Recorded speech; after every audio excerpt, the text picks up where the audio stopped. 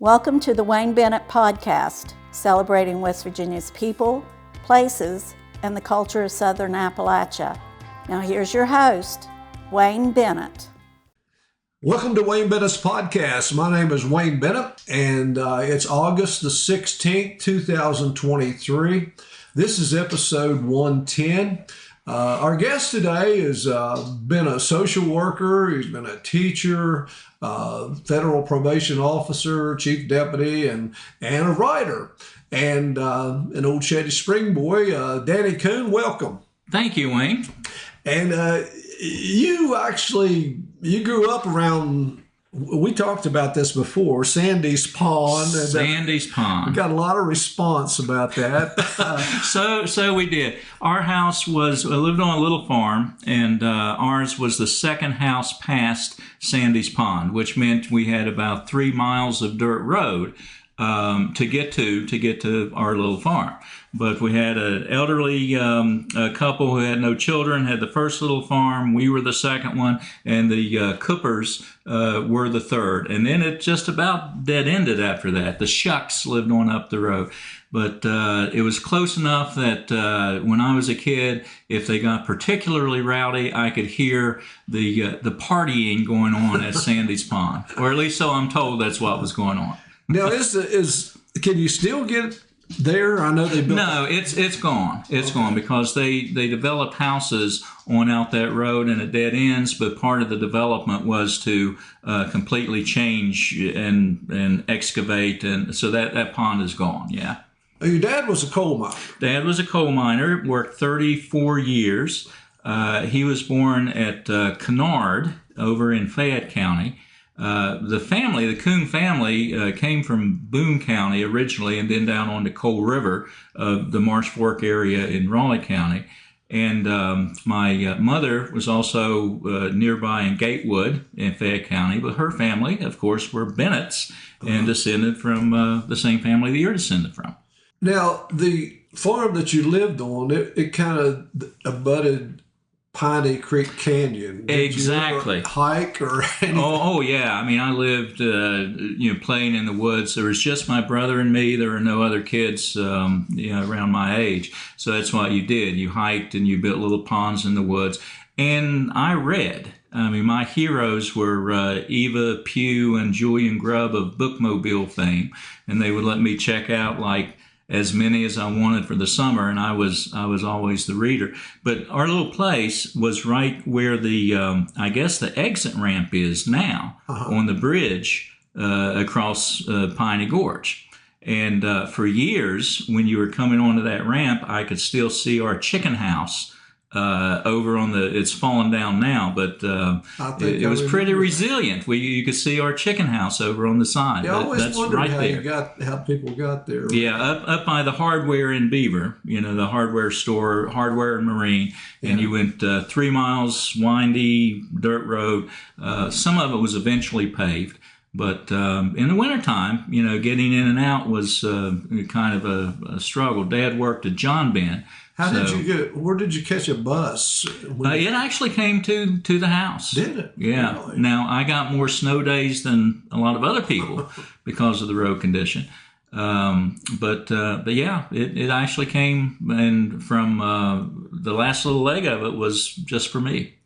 Now, your brother was Charlie, and we'll talk about him in a second, but he was kind of into sports and things like that. You were more into academia, I guess. Absolutely. And, I know that you were a reporter for FFA Beaver Elementary or whatever. Oh, yeah. And we had a little newspaper even in elementary school. And then I worked on the school paper at Shady Spring High School. I was assistant editor for that. And since then, I've continued to write articles. I've had articles in Commonweal, in The Sun. I've got one coming out in Golden Seal in the next issue, and then another one about a year from then. So I've always enjoyed writing. If you had asked me when I was 12 years old, Danny, what do you want to be? I would have said I want to be a writer. Now, you had won science awards as a kid with Teresa Lilly, I think. Oh, yeah, Teresa. We both went to Marshall. Yeah, she was a good friend. One of the interesting things, I think you won an essay contest called "Why I Want a Willie Mays Baseball Card." How did you, man, Wayne? You are a real investigator. That would have been, I mean, early 70s, I guess. And I will tell you, I still have that card in Really? pristine condition. Absolutely pristine condition. And I think here just shortly, my grandson is 12 years old and into collectibles of all types. So I think he's going to get a Willie Mays baseball card pretty soon. That was the Beckley newspaper, and I think the assistant sports editor ran that. You still got a copy of the essay you wrote? I do not. I'm afraid that will not be in my collected works. Now your brother Charlie, he and I, back when we went to Morris Harvey, he was the sports editor for the Raleigh Register in Beckley, and he and I and Dennis Browse used to drive to Morris Harvey on Saturdays, and I don't know what classes they took, but I had to take college algebra, and I still can't figure out why algebra was required in high school and college, but I think Dennis was a city policeman, and so we had plenty to talk about between the sports and the police happenings, and I was probably the most boring one of the bunch. I think I worked for Coca-Cola making $1.70 an hour. Yeah, and, I remember those days. Trying to get through. Now, but then Charlie, since then, has become, he was a teacher, counselor, worked many years in the school system, still out there coaching volleyball forever. And but you, even in high school, I mean, you were in drama. Yes. I remember seeing somewhere a play called Tommy's Growing Pains. Oh, yeah, and several others under the tutelage of HB coach Tommy Thomas. And just very the late Coach Thomas, and very influential in my life. My heroes were my teachers. You know, we had such good ones, and so many of them influenced me. And Coach Thomas was one of them. Well, you won a drama award, and what kind of music did you listen to back then? I always kind of ask people. Oh, yeah, I know, and I enjoy you asking that question. I was absolutely into the current rock and roll music, but also classical music, because when the Grandview station first came on, the public NPR public radio station, I just came across it, and I didn't have a lot of exposure to classical music, but I started listening to and enjoying that. But then rock and roll came, and I absolutely loved it until about 1980. And then I've got to tell you, Wayne, I haven't listened to too much that was produced after 1980. I was Eagles and the Doors, but then disco came along, and I lost interest a little bit. Well, that's kind of the same way I am. I was a Motown guy all the way through the 60s and stuff, and then I liked the Eagles and Creedence Clearwater guys. And then in 80s and 90s, I'm not sure I can tell you. I'm not even sure I can name a group. But then I always kind of liked country, and now I love classic country. I'm not a big modern, neo-modern country music guy, but I still like the old guys and listen to them when I can. Yeah. But you mentioned some of your influences. A few names I've seen around: Laura Rossmeyer, great social studies history teacher, fabulous teacher. And one of the things that I really am so thankful for is that I had the opportunity as an adult to come back to so many of these teachers and tell them, straight up how much of an influence that they were to me. And you hear a lot of people saying, well, I wish I could have done that. I know. But I, with so many of mine, Laura Rossmeyer, Frank Rakes, Ida Bell Pendleton, and especially my friend and mentor, Jack Patton. Of course, all those folks are gone now, but they helped for whatever I have done. And, I'm self-sufficient and not in prison. They were very much helpful in allowing me to become what I am. Yeah, I regret the fact that I didn't get to talk to some of my favorite teachers or biggest influence, and until it was too late. And Yeah. I did, after one teacher that had influenced me the most. I didn't get to talk to her, but after she passed away, I sent letters to a couple others that were still around. Just Good for you. One of them lived in Arizona, and just tell them what they meant to me. So I wish I'd have done that. You feel now. Of course, Frank, I knew through wrestling, Sure. and I knew he was an excellent teacher. But now somebody along the line, though, I mean, those science, history, somebody had to teach you how verb and subject usage and dangling participles, and that is true. And I actually teach writing now to the federal court, and have written a couple of writing manuals on the federal court. But June Thurman was an excellent English teacher, and Jane Comer in high school, also with the creative writing. So yeah, we had great English teachers as well. Now you during your high school career, there at the end, I mean, you got Civitan Award, the Balfour Award, a Drama Award, and the Civitan, and I don't know about the Balfour, but those are citizenship type awards, and usually are voted by the teachers or the staff. Right. And so they must have thought a lot of you. Well, they did, and like I said, they were my heroes. And a few years later, not all that many years later, having the chance to come back and teach there myself, while a few of those teachers were still there, and teach side by side with Frank Rakes and H.B. Thomas and Rupert Blankenship, chemistry teacher.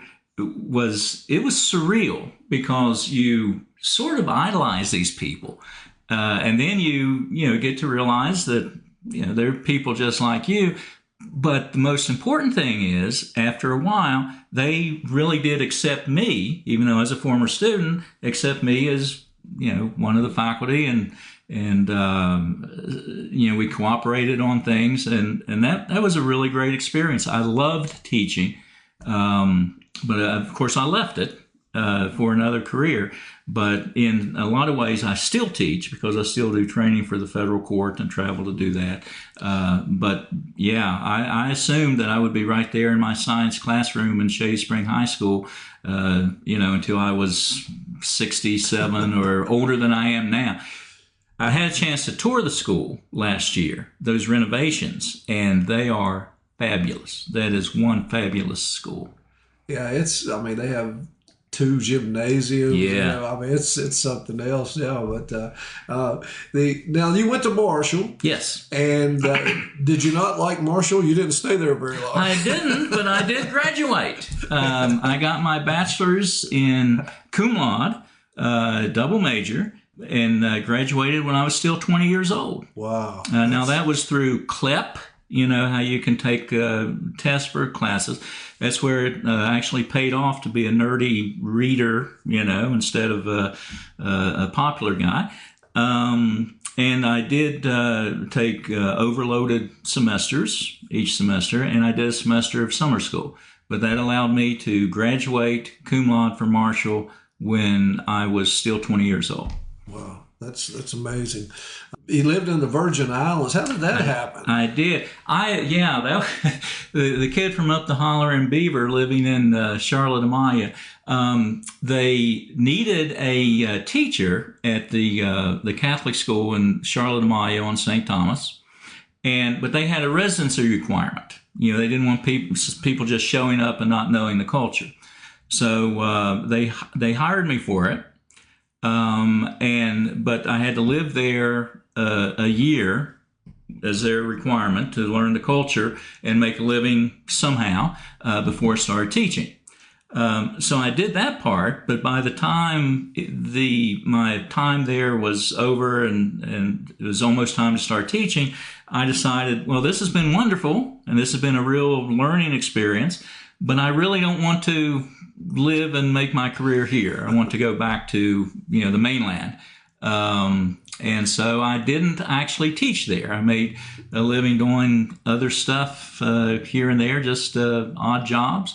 That's where I learned to be a bartender, which has been a rather useful skill throughout my life. And how different is the culture, like from southern West Virginia? It is very. It was culture shock. It really was. But I still, and I haven't lived a lot of places. I've lived there here in West Virginia, there for a while. And now, for the last 13 years in Myrtle Beach, South Carolina. And I still believe, I travel all over, that basic rule of most people are really very decent people, and you treat them well, they will treat you well. But, God made things interesting by sprinkling in a few jerks here and there. And that is the same in Beaver. That's the same in Huntington. That's the same in Myrtle Beach. That's the same in the Virgin Islands. You went to Williamson Yes. and became a social. Was that through? Yeah, that's the state. That's what the state. I took the civil service exam, and I went to Williamson and was there for just about a year and a half, working child protective services in what was then called the Department of Welfare. It's gone through a name change. And of course, that's where I met my first wife, Jennifer, who was a direct descendant of both the Hatfields and the McCoys. And she kind of got me interested in genealogy and family history work that I've continued with today. When we got married, we moved back here to Raleigh County. And sadly, she was a teacher at Independence Middle School. But sadly, when she was only 50, she was involved in an accident and passed away. And both of our daughters were, one was late teens and one early 20s, when that happened. And, wow. And it was tough times. Yeah. But you taught at Marsh Fork and then went to Shady Spring Yes, High? Marsh Fork first for about a year and a half when I left social work, and with Ted Lacey, who was the principal down there. He and I lived in Sophia at the time, and he and I would carpool from Glen Daniel. I'd catch him. He lived down there, and I'd catch him, and we would carpool to and from work. And he was a good guy, always very good to me. But of course, one of their problems down there, the school no longer exists, but they would get teachers, and he complained a little bit to me. He said, we get good teachers. He said, you're a good teacher, brand new teacher, you're doing great. But then we get good teachers, they learn how to teach, and then they go closer to town. Still like that. Because of the drive. Still like that. Yeah. My wife was at Fairdale Elementary, and she used to drive from here, Stanford, there, and ride. She had a couple of people she rode with, and she was down there, I think, around 13 years. Mm-hmm. And once the parents and the people realized that you're going to stay here, yeah, they were the greatest people. Yeah. I mean, the stuff she would get for Christmas and at the end of the school year was unbelievable. And I kept trying to talk her into getting a job closer to home because of the drive was scary and winters were something else. And finally she did and got a job 5 minutes away, and it was a world of difference. But the people, once they, like you said, most of the time it was 1 or 2 years and they're out of there, and that's what they were used to. But once they accepted you, they treated you so good. And we still see some of her kids and some of the parents. Good. Still glad to see her. But how long did you teach at Shady? 5 years at Shady. Years. Yeah. There was a period of time, and I saw a picture of you and Frank Rakes and a couple other teachers, and you had your thumbs down. And we had a guy that was superintendent or assistant superintendent of the schools. Tom Neal was trying. I was teaching at that time, but for some reason, I didn't get as wrapped up in it as some people did. But tell me a little bit about that situation, or share it with us. That was when he had been the state superintendent of schools, Dr. Neal. And he stepped down from that for whatever reason, but Raleigh County was going to hire him at an absolutely astronomical salary. I mean, what he was making as a state superintendent. And we were, going through some kind of lean times, as we always do in the school system. And, a lot of us just said, this just isn't right. We have excellent educators, excellent administrators right here in Raleigh County who know us and will be very happy to take the job that had paid previous about half of what they were going to pay Dr. Neal. And, we did not instigate any type of, work stoppage or anything like that. But when it began, it was, some parents, the taxpayers, who sent out a picket or two here and there to schools, and I said, well, we're not going to cross that, because we have empathy with the cause, we agree with the cause, and I am just enough the descendant of 3 generations of coal miners that I'm not going to cross a picket line. Even if it's not a recognized work stoppage, if it's for a cause that I support, and there were a bunch of us. There were a few like at Shady who did, but most of my heroes and mentors, we were out there on the other side of the street. Well, didn't he get a position with the county at some time? He did. Not here. I think he, if I'm not mistaken, if he did, it would have been after I left teaching. It wasn't during. But now I know that he eventually ended up in one of the southern states at a really, really high salary, because he was, quite accomplished. Yeah. And after that, I don't know, but at the time, and I spoke before the public meeting of the school board. I know Dr. Wills was on the school board at that time from down on Coal River. And I think that I maybe had his brother and sister in class when I taught down there.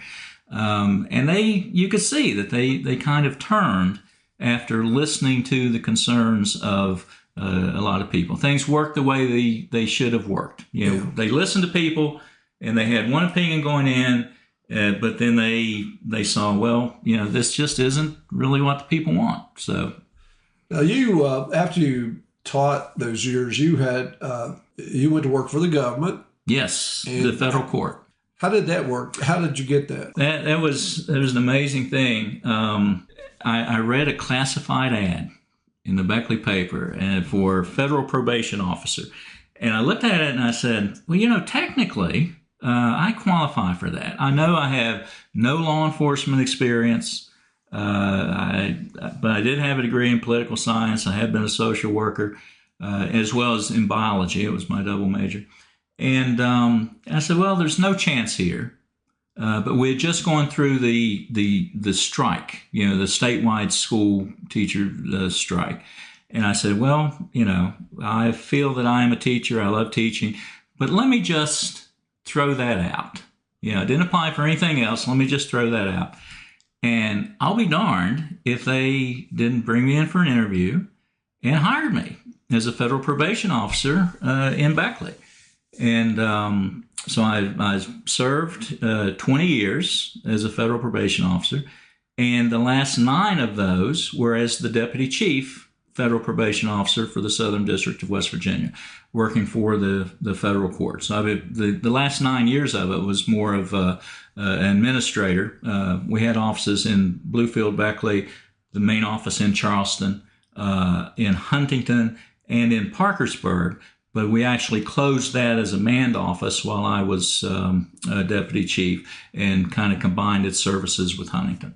What was your primary job? Yeah, it's an interesting kind of profession. When someone is arrested on a federal crime, one of the first people that he or she will see is a federal probation officer to get information to help the magistrate judge make a decision about whether or not to release that person on bond. So you do that report to the judge. Then, if they are released on bond, you supervise them in the community. And if they break bond conditions, you report that to the court, and they can be, held pending trial. In the federal system, if you're charged, most likely you're going to be convicted. I mean, the conviction rate, very few people actually go to trial. It's a plea deal because the evidence is that strong. So before someone is sentenced, when they plead guilty or are found guilty, there's a very extensive pre-sentencing report that's done, again, by a probation officer, giving sentencing options and a sentencing recommendation. And then, if that person is placed on probation, or if that person comes out of prison on what's called supervised release, again, it's a probation officer who supervises them in the community. And if they're found to break the conditions, petitions the court for reincarceration. There's no parole in the federal system anymore. That's a mistake, something a lot of people don't know. Mm-hmm. That if you're given, a sentence, it's not like under the state system, I can serve a third of it and become eligible for parole. That was abolished in 1987.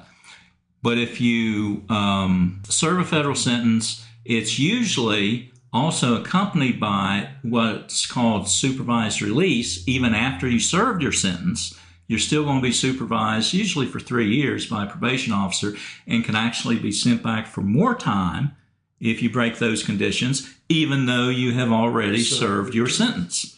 But your main job at the end was try to get people back as law-abiding citizens. Absolutely. Protection of the community, rehabilitation, and, with all the services and trying to access all that. And the most interesting thing about it to me was that how all-encompassing it was.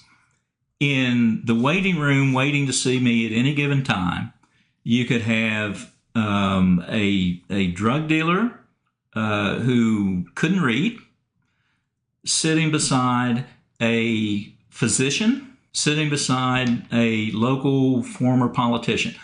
The federal law is for everyone, and we had just everybody. I supervised the sitting prosecuting attorney of Wyoming County, who actually won re-election, Wayne, while he was being supervised. But now he could run for office because his convictions were federal misdemeanors instead of felonies. Yeah. Tax, and a lot of people listening, if I named his name, he's deceased now, but he played basketball with Jerry West, put it that way, at WVU. We had all kinds. A lot of what I did before I became deputy chief, I did environmental case because I had a science background. And I taught anatomy in high school. I did environmental cases, but I also did medical cases. A big thing is this upcoding, where doctors, unfortunately, doctors will have you come in and see you for 3 minutes, but then charge for like a 30-minute extensive examination especially to Medicaid. Yeah. And it was rampant. Well, I think it still is. It still is rampant, and it was like I even had my deceased father, who I loved, went down to have breakfast with him one morning. And he said, "I'm going to have to find a new doctor. My doctor told me that he's going to be out of the country for over a year, and I was going to have to find a new doctor." And I'm eating my mom's pancakes, and I'm thinking, No, Pop, he's not going out of the country. I know exactly where he's going because I was in court with him last week. Now you, speaking of family, there was a little division there. I guess most of your family were Baptists. Yes. And somewhere along the line, you chose Catholicism. Yes. Yeah. How did that? Well, my dad's family was mixed. My grandmother was Catholic, and my grandfather didn't have too much truck with religion of any type. So I was exposed to Catholicism when I was a kid.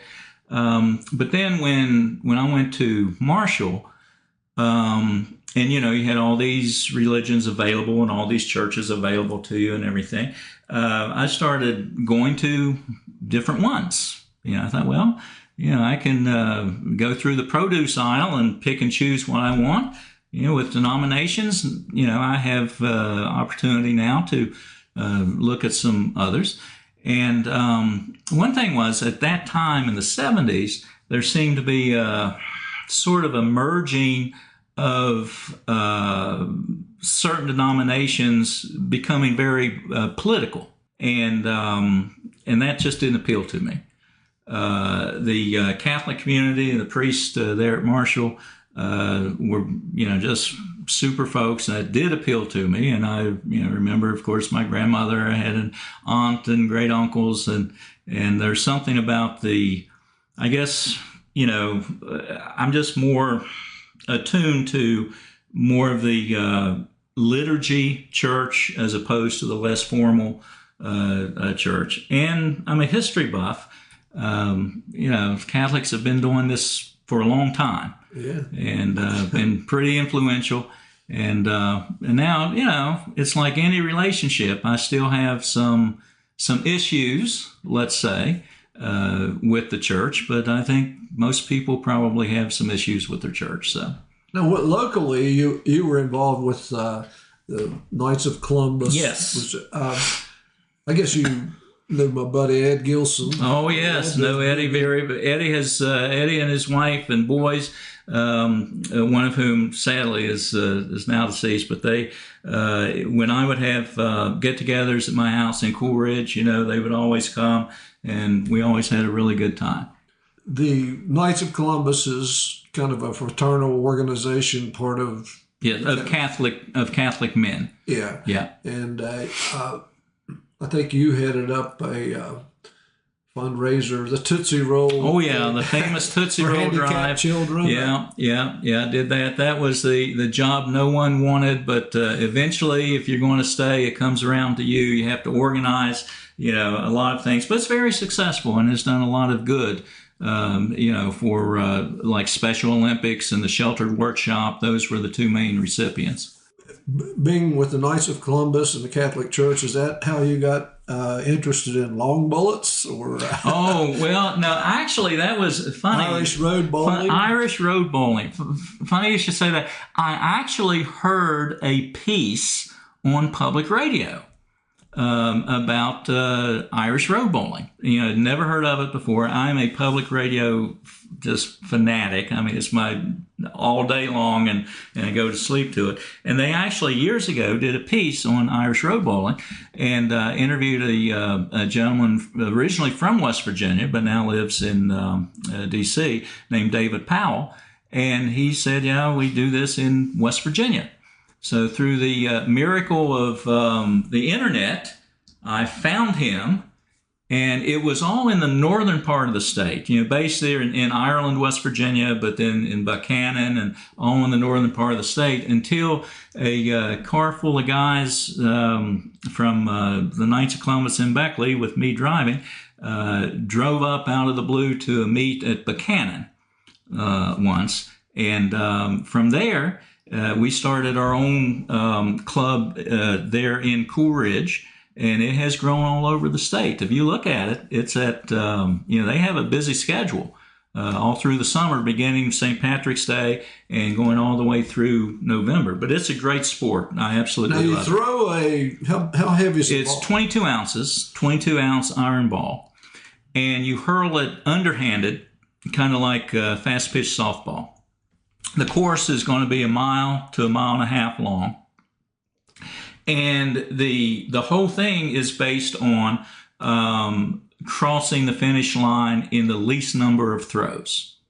Okay, but you can imagine people have such fun with this that you're going down a country road and you're yelling "fallabolic," which means clear the way, which is like 4 in golf, and you're hurling this thing and running to make sure it doesn't get lost in the weeds, and it is just I was wondering if it fun sport. ran over a mountain with the ball. What do you do? Wayne, yeah. I mean, you take a reasonable time to hunt for it, but I'm sure that people come across these things once in a while and think, man, from the Civil War, these things are still just laying here on the surface, these cannonballs. How come but they're all over the place. But I can also tell you that there are, when I teach for the federal court, I teach one of the things I do is a team building class based on Irish road bowling. So there are 2 Irish road bowls in Lake Michigan. I know because 2 of my participants just misjudged, and they went in Milwaukee. They went right into the drink. I know there's a couple in that large lake in Branson, Missouri. For the very same. And there is, Wayne, in Colorado, there's an Irish road bowl down a prairie dog hole.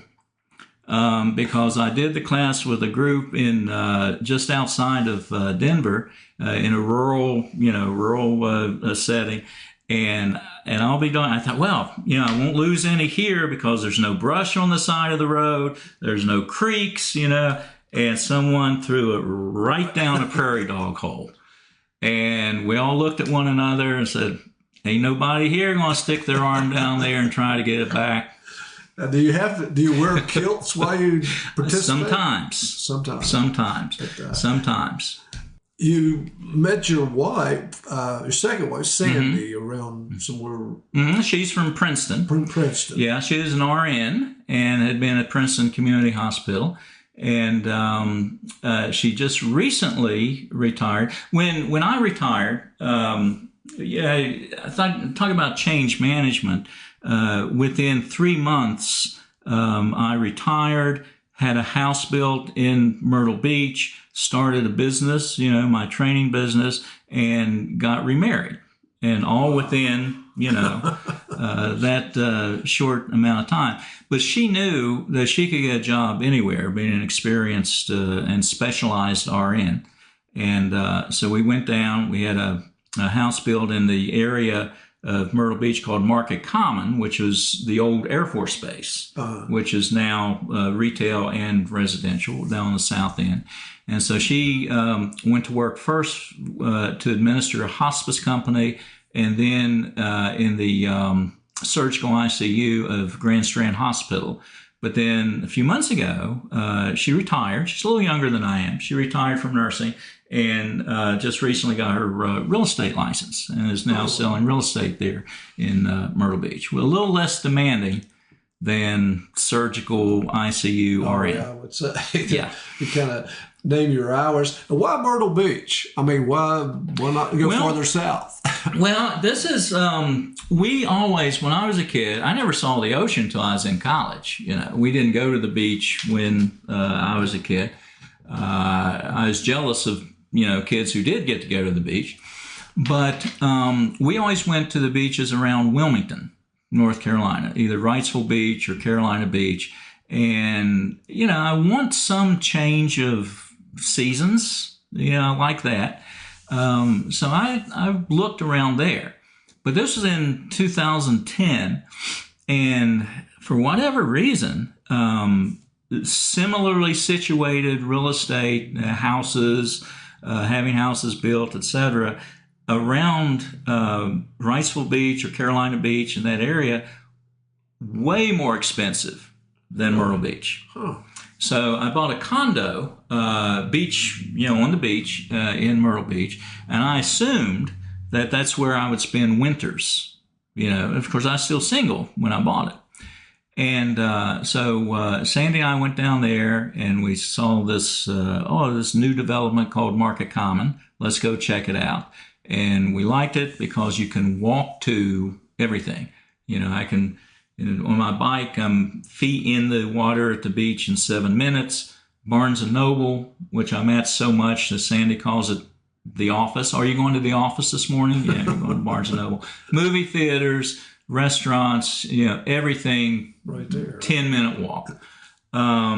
So when I saw that, I said, no, I can do this. I like that. I can go, a whole week without ever even getting in my car and doing everything I want to do. So that's how we ended up in Myrtle. And there's so many West Virginians. You see that WVU tag, which I'm a WVU grad for my master's, so I've got one on my car too. But I've also got the Marshall tag. But I mean, just everywhere. South Carolina plates, WVU emblem. Let's talk about the writing. You're teaching writing and communication. Who are you teaching it to? Federal court employees. Okay. Yeah, and I've been doing that. I started doing that as a volunteer, and not just writing, but lots of different things: team building, communication, employee relations. Just a wide gamut of things. But I started just a couple of years after I went to work for the court as a volunteer. To go for the Federal Judicial Center as a training branch of the federal court in D.C., right beside Union Station, as a matter of fact. And they liked what I did, so they would have me, teach these classes. And when I retired, I just didn't want to give that up, and I still enjoy it. So, like in February, I was in Honolulu to teach, and since then, February this year, I've been in Manhattan and Trenton and Chicago and Oklahoma City, and last week I was in Greenville. And I mean, my longest stint a few years ago, is like maybe the year before the pandemic, I was 18 days in Los Angeles. Because they have such a big court, there was a class on sexual harassment prevention, and they wanted everyone to have it. So, I was there a full 18 days teaching the class 2 times a day to get everybody in. So it's been fun to stay connected with the court and, travel. And although the travel part, as I get older, the travel part gets older. If I could, just beam into the Marriott Conference Center, and do my class and, have lunch with folks and then beam home, that would be perfect. But with today's technology, it seems like you... Well, I do some things via Zoom and Teams. I do. Because during the pandemic, it was a necessity. Yeah. So I learned to do it. It's still not my preference. I mean, when I do a Zoom or a Teams training remotely with someone, there's no coffee and pastries in the back of the room, and there's no stand around and chit chat during the break and all that kind of thing. The people part of it. But I do some of that out of necessity. The worst year of the pandemic was the only year in the past 31 that I haven't flown around the country to do training for the federal court. And I had lots of things scheduled for that year, but of course everything got canceled because of the pandemic. Now you're a historian, and you have referred in a few situations to guys, local historians like Shirley Donnelly, Jim Wood, John Blankenship, who I used to teach with John over at Woodrow Wilson. Yeah, I did at Shady. He was, and Shirley Donnelly, I can remember I delivered the newspapers when I was a kid, and that was instead of turning to the sports page or whatever, I always kept a copy for myself. I would turn to Yesterday and Today and read his article. Yeah, you and me both. And I had several of his books. It was the printed story articles that he had in the paper. I don't know. I've got it somewhere. But did you have or do you have a favorite author or someone, a writer, anybody that you prefer reading? Well, ever since I've been a kid, I really like to read many different genres. I read fiction, I read nonfiction, reading all the time, and because of that, I guess, I also like to write in different genres. I do both fiction and nonfiction. But my absolute favorite all-time writer is Dickens. I've read complete works, and beginning when I was probably in 6th grade, and every facet of humanity, I think somewhere he shows just better than anyone else throughout his books, and those are the kind that I just become completely immersed in.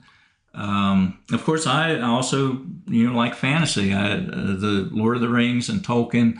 And you think about, man, what would it be like to meet some of these guys? But to just happen upon them and have a conversation. Steve Allen used to have a show many years ago where he would bring actors that were portraying various historical figures together and just have a conversation, in character. And I was fascinated by that when I was a kid, and I still like to do that today. But I think reading and writing in all different genres, I've never read anything, even if it was like bad and didn't hold my interest, that I couldn't learn some little something from. Yeah. I read during the summer months. I usually read one novel or something a week, and in the winter I'll read a couple. But great. A couple of people that I kind of prefer. I like a guy named Lee Maynard. Lee Maynard. He's dead now, but Lee had. He was borderline controversial. Tamarack won't sell any of his books. Yeah. Crum, West Virginia was one. And I actually got to go to a workshop that he had once, and it was interesting. He didn't disappoint me. And I think I've got a copy of all his books. And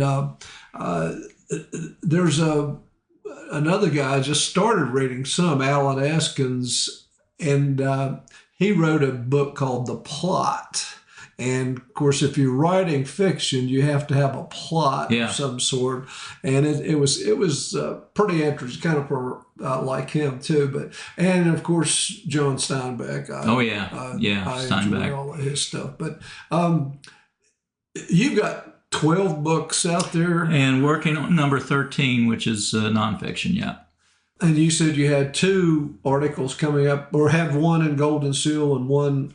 It's hard to get in Golden Seal. It is. I believe it's the next issue that my article about a guy that lived at White Oak, and everyone knew, and he told everyone these colorful stories about his service in the Confederacy during the Civil War. And his obituary, you can look it up in the newspaper, gave his age as 108, and he had been a Confederate soldier. And but the problem is that when I started researching that, Wayne, I found out that none of it's true. And he wasn't that old, and he wasn't old enough to be in the Civil War. And and his family, they don't really want to hear that or talk about it or read about it, because I've always said that the dominant religion in Appalachia, you can say it's Baptist, or you can say it's this. I think it's ancestor worship, because we really do hold up our ancestors as being somehow different human beings than we are. And when you really begin to study history, you find out people haven't changed much, as far as, our technology changes and all that sort of thing. But human nature is still human nature. But the guy was in his 90s. In reality, found these census records and followed them and everything. And he wore a medal around his neck. He said he had a plate in his head from shrapnel from Gettysburg. I mean, the whole thing. Had it all covered, huh? And had it all covered and was revered because he was one of the last Confederate veterans. Only problem was he wasn't. You have some of your books are being sold at Tamarack, which is kind of a jury. I mean, they have to look at it and decide whether to sell it or not. It's sometimes a pretty long process, but I have 5 there, and I'm quite proud of that. That all 5 of them have gone through that process, and that they found them worthy to sell in the bookstore. Now, you once said, my main objective is to write historical fiction as believable as it is enjoyable to read. Yeah. And I've read 4 of your books. Great. Thank you. One of those was a gift from you, but I bought the others. I checked one out of the library. And the only book that I didn't read that I wish I had of first historical fiction was Fezziwig the Alive. Mm-hmm. Yeah, that was my first. That was my first book. Yeah, and I haven't read that, but that's going to be my next one. And great idea. I mean, the character was a Charles Dickens character, right. And Ebenezer Scrooge's employer. Right. And, I mean, that was, and but now I have read Raleigh County, People, Places, Happenings, and if you're interested in local history at all, you got to get that book. I mean, I couldn't put it down. I read it in 2 days. I knew about a lot of that stuff, but there was always a little addition to what I knew or remembered, but how certain places got their names, streets, places like that. I mean, there was even a letter in there from a Bennett, I think. That's right. Interesting. But I loaned that book to a friend, and I think same reaction. He read it in a couple of days. I read the book, The Old Mountaineers, which is there's a 1 and 2. 1 and 2. And Volume 2 is specifically African-American West Virginians. And Volume 1, it encompasses, all different types of people. Some still living and some, from the 1700s. But they all have some kind of connection to West Virginia. Either they were born here, at one point lived here, or there's a couple of people who only died here and were only here for a few days and had no other connection to the state, but they died here. Yeah. And one of them was the infamous mob boss from Boston, Whitey Bulger, who was in West Virginia for a total of about 14 hours before he was killed in prison. And then, of course, John Brown, in the raid, came to what is now West Virginia and was captured and then hung in Charlestown. So he was in West Virginia, what's now West Virginia, for a very short time. Yeah, I think there'll be, there still will remain a lot of questions about Whitey Bulger's death. And we'll probably never know the whole thing. But then some people say, well, who cares? There is that. But the mob life is a dangerous life, Wayne. No matter where you're at. Now, I know one of the things I like that I didn't realize was how long Jack Dempsey in his early life had lived in West Virginia. In the coal fields. I knew he had been here, but he practically grew up and started boxing in West Virginia. Yes, he did. And, he did. did. Charles Manson is one we're not too. Yes, You'll notice that I didn't give him a lot of love in the book. So. But you also had a book called Fences, and it was a book, I guess, that you and Phil Lewis edited mainly. It was and it was other people. A lot of, and what I particularly liked about that is giving some people who would never have believed that, I will see myself published in a book, my story or my experiences, the chance to do that, to see themselves published. And in a couple of those, It was some older folks, considerably older than me, and some of them have gone on now, but telling about their memories. Particularly, that section was on the old practice of home wakes, and that's what they used to do. You used to have the wake at the home.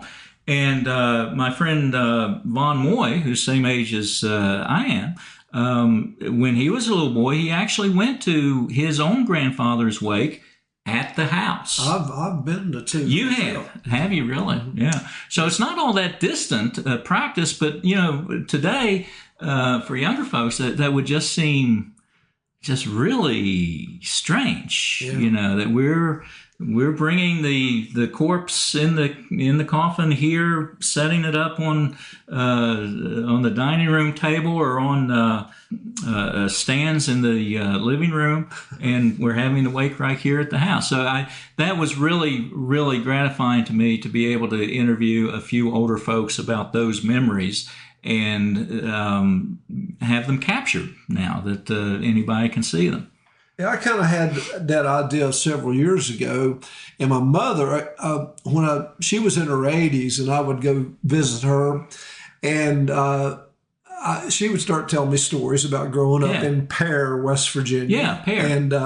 And how life was, and I thought, I want to record this. So I bought a small recorder, took it over there, but I made the mistake of telling her I was recording it. Yeah. And as soon as I told her, she clammed up. Yeah. Would not say much of anything. Yeah. And it ruined the whole idea. And then I didn't want to sneak it on her after that, but it was similar. I had a friend of mine in Appalachia, the Knights of Columbus, an old gentleman named John Radocchio, who was second generation Italian American from Welch, but he ended up in Appalachia. He's a wonderful man. He's been gone for many, many years now.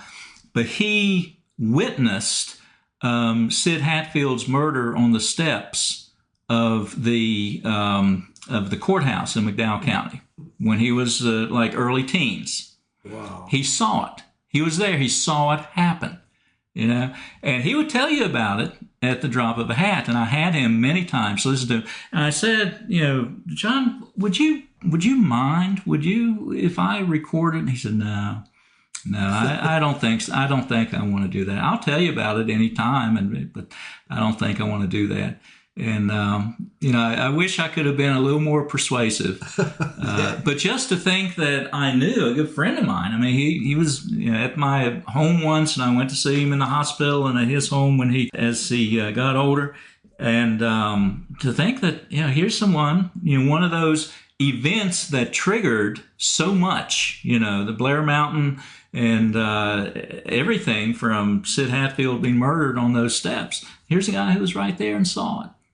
Wow. I've watched the movie Mate One so many times, and of course they had a lot of local people in it too. But now one of the book that I really enjoyed, historical fiction, was Thoreau's Wound. Oh, good. And, thank you. I was disappointed a little bit. You killed off the character Finbar Lafferty. But through the miracle of writing, you can bring him back. Well, yeah. I mean, we can. If the soap operas can do it, we can do it. If you enjoyed that, and I appreciate that, you see what I mean when I say that it's immersive for me. That when I'm writing a novel, I can't do anything else. I mean, I am totally immersed in it.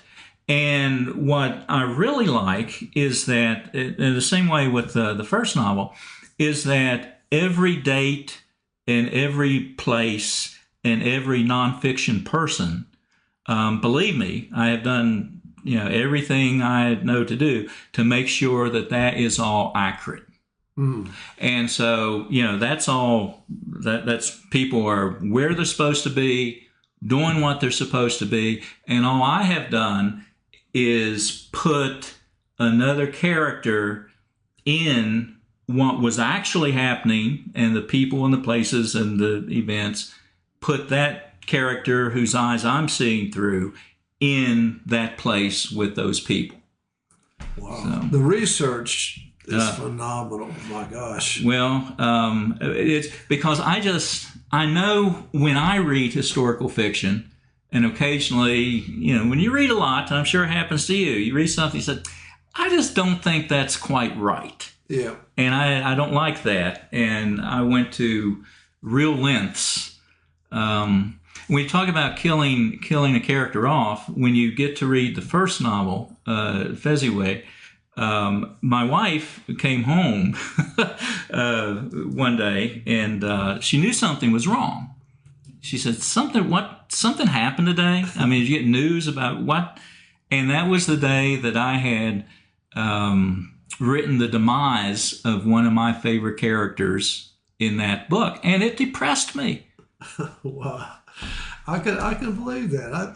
This book has everything. I mean, it's got love, sex, politics, ambition. It's got everything that you can imagine, and it introduces the rest of the story. Like, I mean, you got a Roosevelt, a Hawthorne, a Alcott, Disney. I mean, it's who were actually those assets. I mean, they're in the right places at the right time. Yeah, and but I'd highly recommend. I can't wait to get back to read Fezziwig. Oh, good. I wish Thank I'd you. read it first, but now you're working on a book on aging. I am, and I know. hope you get it before I age too much. Well, I'm just saying, Wayne. It'd be at least 20 years before you'd be interested in this one. But I hope to. Well, it's really interesting to me to do the research, because here's how it came about. When I'm 64, and when I was about 55 or so, I looked for a book on aging that would be both well-researched and technically correct, but not dry. Not so obvious. Yes, Yeah. exactly. But also not so rosy scenario. A lot of these books on aging, they're like, live your best life. And, well, you can, but some things aren't exactly the best, when you age. So I wanted something like that. So absent of finding it, I researched, well, actually for a couple of years. And so now I'm probably about 35,000 words into it. My hope is to finish by the end of the year, but probably don't look for it anytime soon, because I'm going to shop this one. See, my books, I have a combination of books that are traditionally published by publishers and self-published through my own publishing company. The local history and West Virginia books are all self-published. Okay, Fezziwig, Thoreau's Wound, Mountain Mist, the collection of the spooky stories based in West Virginia, those are all through traditional publishers.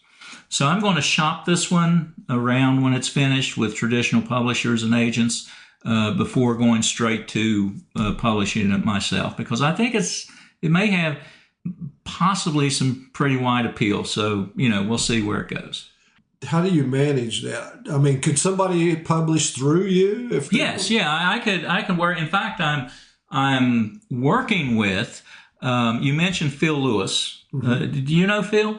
I know who he is. Okay, I don't never met him. He's actually one of my former students. He's from Shady, and but he's at Concord, and had taught at Woodrow. But he collaborated with me on the Mountain Mist collection, and he has a West Virginia-based novel that we are considering publishing through. See, my training company, Favorite Trainers, also doubles as a publishing company. Okay. So that it comes out as published by favoritetrainers.com books. And that's part of my LLC, a branch of my training company. Not to get too personal, but do you make any money at it? Yeah, not lots, but that's not the reason. If not one of them sold, I would still write them. you know. But now I will say that's a caveat. Some do, there's a few of these books I've not made a red cent on, you know. Because, you know, publishers, they take a whole lot of the money, you know, and then, but the one that I have actually made the most on is my writing manual for probation, parole, and pretrial. Because there's not a lot of very specific writing manuals, you know, for specific kinds of positions and jobs and vocations out there. And so that one sold a lot. And one good thing is with that, if folks have in government and in court and law enforcement agencies at the end of their budget year, if they have a little bit of money left over, you know, this is something inexpensive that they can, you know, say get for everyone. Mm-hmm. So sometimes those orders come in like 40 or 60 or 75 or, you know, and you make a little bit off them. Now, you've mentioned your wife and your brother. You have to tell us, you have to give a shout out to your mother. How is she? I do. She is. I saw her just a couple of days ago. Mom is 92. Wow. Yeah. That's great. And it is. And she was a Bennett, you know, her born. And she and my dad, they were both young. She was 18 and he was 20 when they married, and lived in Fayette County briefly, but then moved to Raleigh County. And Dad would work in the coal mines wherever he could find jobs. You know, in the 50s, things were pretty slack. Yeah. And when I was born in 59, you know, Dad was getting a few shifts here and a few shifts there, didn't have a car.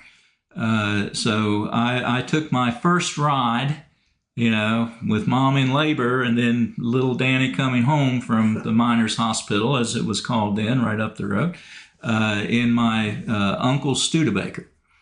So. Well, you mentioned Bennett's in the book, Thoreau's Wound. You have a Philemon Bennett. I do. He's a good guy. He is a good guy. That's great. Because he's based on my uncle. Oh, good. Yeah, who lived in Rochester, New Hampshire. Wow. Yeah, he during World War II, and it's actually one of my articles for Golden Seal that will come out. They only publish 4 times a year, so, you know, it's a long wait. But it'll come out probably not until year after next, first issue of year after next.